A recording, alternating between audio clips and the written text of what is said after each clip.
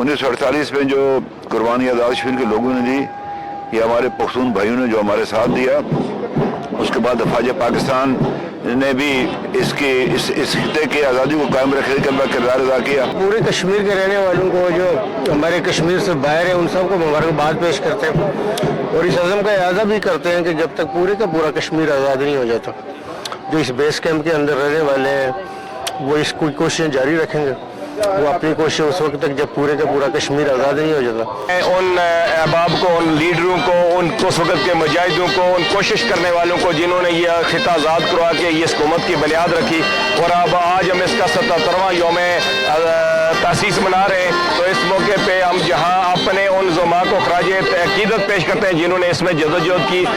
आज हम अहले आज़ाद कश्मीर अपना यौम तासीस मना रहे हैं इस अज़म के साथ कि हम एक बेस कैंप की हुकूमत से तल्लुक़ रख रहे हैं, इस अज़म के साथ कि हम मोदी के सारे वो इक़दाम जो कश्मीरियों पर गासबाना कब्ज़े को तवालत देने के लिए उसने जारी रखे हुए हैं, उसको इंशाअल्लाह हम नाकाम और नामुराद करेंगे।